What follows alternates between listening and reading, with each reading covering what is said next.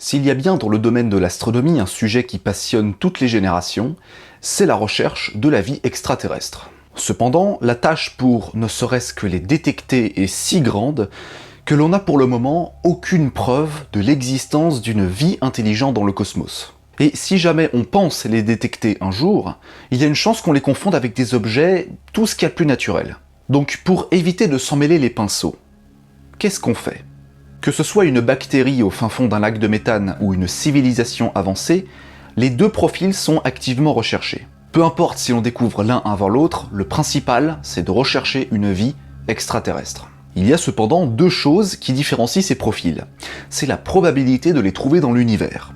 Une civilisation galactique, c'est l'évolution poussée à l'extrême d'une bactérie au fin fond d'un lac de méthane. Mais dans l'ordre des choses, il y a une chance sur des milliards et des milliards que cela aboutisse. Nous, les êtres humains, nous avons établi des civilisations et nous nous sommes mondialisés sur pas mal d'aspects. Nous avons une chance outrageusement insolente d'être ici, maintenant. Nous avons franchi de nombreux filtres, et une civilisation similaire à la nôtre, ou bien supérieure technologiquement et scientifiquement, ou sociétalement, c'est pareil.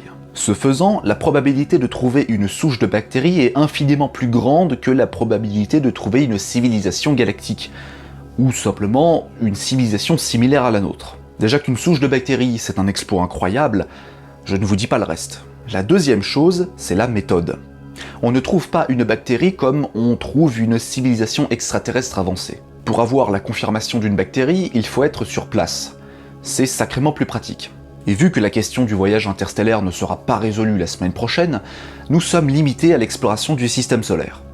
Mais ça fait quand même déjà un sacré paquet de monde à aller explorer. Quant aux petits hommes verts, ou gris, le meilleur moyen est la radioastronomie, à savoir l'écoute, ou plutôt devrais-je dire l'observation du ciel par le biais d'ondes radio et d'infrarouges. On estime qu'il est pratiquement impossible de détecter une civilisation avancée qui utilise la technologie des ondes radio comme nous à l'intérieur du système solaire. On se concentre alors sur l'espace lointain. On ne peut pas directement les rencontrer, à moins qu'ils nous rencontrent. On ne peut que les détecter. Mais pour ça, il ne faut pas se contenter de chercher à l'aveugle. Il faut avoir une certaine organisation. En 1960 a été créé le SETI, le Search for Extraterrestrial Institute, que vous connaissez sans doute. C'est une organisation scientifique à grande échelle qui a pour objectif de collecter les données recueillies par les radiotélescopes dans le but de détecter une civilisation extraterrestre. Elle comporte essentiellement des astronomes américains, mais d'autres organisations de ce type existent à travers le monde. Le but recherché ici est d'écouter, entre guillemets, le ciel à travers un spectre lumineux très particulier, et de voir si parmi tous les signaux qu'on détecte, il n'y en a pas un, ou deux, ou trois, ou 1000 qui seraient d'origine artificielle. Beaucoup de scientifiques s'accordent sur le fait que la recherche la plus efficace d'une vie intelligente passe par les ondes radio. Une civilisation similaire à la nôtre pourrait avoir recours à la même méthode pour communiquer dans le ciel. Le problème ne réside pas dans le fait de chercher, mais de savoir interpréter ce que l'on observe. Et lorsque l'on détecte un signal très intéressant, il est difficile de savoir s'il s'agit là d'une civilisation extraterrestre, un signal artificiel, ou bien une simple interférence tout ce qu'il y a de plus humain, ou un objet naturel. Vous connaissez sans doute le signal WOW, capté le 15 août 1977 par l'ancien radiotélescope Big Ear dans l'Ohio aux États-Unis.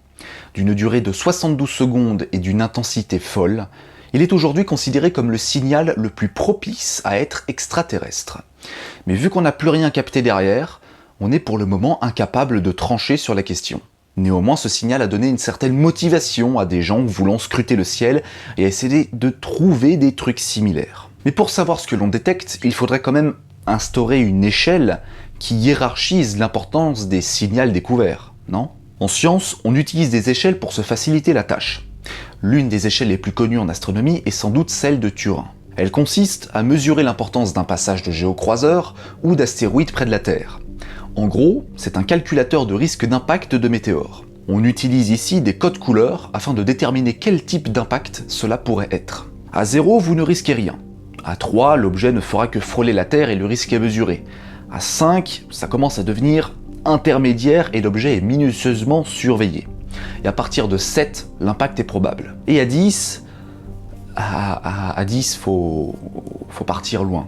Parmi les milliers de géocroiseurs qui passent à côté de la Terre faire un petit coucou de temps en temps, le risque d'un impact n'est pas monté au-dessus de 3 ou 4. Mais c'était suffisant pour que les médias prennent peur et sortent des articles mensongers sur la possible fin du monde à venir. Donc quoi qu'il en soit, l'échelle de Turing ne permet pas d'éviter les débordements journalistiques. En revanche, elle est très pratique pour ne pas se tromper sur les risques d'impact. Et si les radioastronomes faisaient pareil? S'ils établissaient une échelle qui hiérarchise l'importance d'un signal radio détecté, est-ce que vous pensez que cela aiderait un petit peu la recherche? En octobre 2000 a eu lieu le 50e congrès international d'astronautique à Rio de Janeiro. Les scientifiques Ivan Almar et Jill Tarter ont eu une idée. En s'inspirant de l'échelle de Turing, ils veulent proposer une méthode qui permet d'évaluer un signal radio susceptible d'être artificiel. Le but est de savoir à quel niveau un signal est susceptible de révéler la présence d'une vie intelligente dans le cosmos. Cela pourrait permettre de gagner du temps sur la recherche et de prévenir ceux qui ne connaissent pas assez bien le sujet. Et vu que le congrès international d'astronautique s'est déroulé à Rio quand c'était en 2000, on l'a appelé l'échelle de Rio. Étant donné de la complexité de notre société et de la nature humaine qui va avec, les scientifiques s'accordent sur le fait qu'un signal extraterrestre pourrait aussi provoquer de gros changements sociétaux. Quand on découvre des objets célestes étranges comme Oumuamua, vous avez des journaux qui relayent des théories les plus débiles et les plus improbables qui soient. Vous avez une étoile variable un peu bizarre?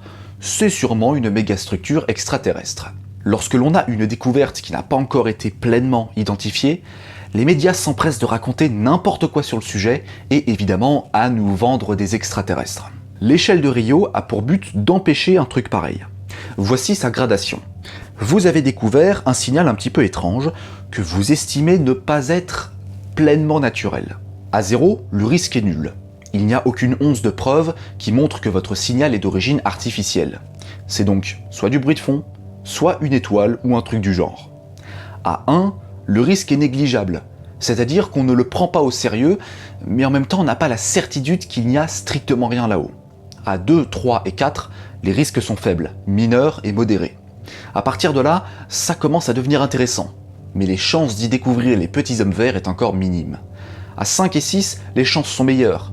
Vous avez découvert un signal très étrange qui pourrait parfaitement concorder avec une communication extraterrestre. À 7, 8 et 9, la portée est exceptionnelle. Et à 10, vous êtes certain que ce que vous avez détecté est d'origine artificielle. Cependant, cette échelle ne se cale pas sur l'étrangeté du signal ou bien le niveau technologique de la civilisation en question, mais bel et bien de la probabilité de savoir si, oui ou non, on a découvert un truc. À l'époque du signal WOW, l'échelle de Rio n'existait pas. En revanche, on estimerait que le signal WOW soit de l'ordre de 5 ou 6. Aujourd'hui, bien que l'on relance régulièrement l'hypothèse extraterrestre telle un marronnier journalistique, le risque serait plutôt de 2 ou 3 maximum. A noter qu'il ne s'agit pas d'une échelle proportionnelle ou mathématiquement parfaite. Si vous êtes à 4, ça ne veut pas dire que vous avez 40% de chance d'avoir raison. Un calculateur a même été créé en ligne pour estimer la valeur de votre signal mystère. Cependant, pour les scientifiques, l'échelle de Rio ne fonctionne pas. On n'est pas dans le cadre d'un risque d'impact avec un météore, on est dans un sujet bien moins concret.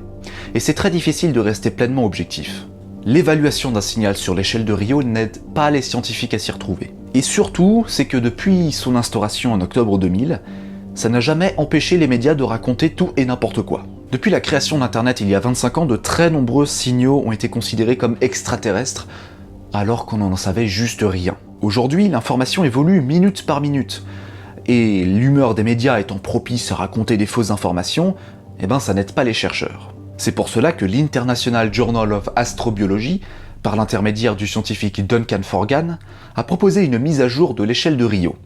Il n'est plus question de simplement évaluer un truc, il est question d'améliorer le test en ligne pour qu'il soit beaucoup plus précis dans sa démarche. Car juste cocher dans un choix trop limité de cases réduit mathématiquement les types de signaux possibles. C'est un petit peu comme un sondage, qui vous donne trop peu de réponses sans vous laisser la possibilité de choisir autre chose de ce qui vous est proposé. Le but est aussi de mettre en place une mise à jour constante en fonction des nouvelles données qui rentrent. Si un signal est évalué à 0, ou à 2, ou à 10, ou à 8, ou à n'importe quel autre chiffre, il faut qu'il soit constamment mis à jour. Il peut passer de 2 à 3, ou passer de 2 à 1. Si vous n'avez pas entendu parler de l'échelle de Rio, mais que vous entendez souvent parler de l'échelle de Richter pour les tremblements de terre, ou l'échelle de Turing pour l'impact des météores avec la Terre, c'est parce qu'il n'est pas spécialement recommandé par les scientifiques, et parce qu'il est très peu mentionné par les médias. En même temps, La recherche des signaux extraterrestres avec le SETI est un domaine tellement large et avec un nombre tellement grand de possibilités qu'il est très difficile d'établir un manuel parfait pour s'aider. Et puis surtout, les termes utilisés sont bien trop subjectifs pour que tout le monde puisse se mettre d'accord. En attendant, trouver des petits hommes verts cachés dans ces espaces infinis, c'est pas demain la veille qu'on va y arriver. Merci d'avoir regardé cet épisode. S'il vous a plu, n'hésitez pas à vous abonner à ma chaîne YouTube, à partager mes vidéos si elles vous plaisent, à mettre un petit pouce bleu et surtout à activer la cloche pour ne pas rater les prochaines notifications. Si vous avez quoi que ce soit à redire ou si vous avez des sujets à proposer, n'hésitez pas à le dire dans les commentaires. Quant à moi, je vous donne rendez-vous très bientôt pour de nouvelles aventures cosmiques. À la prochaine.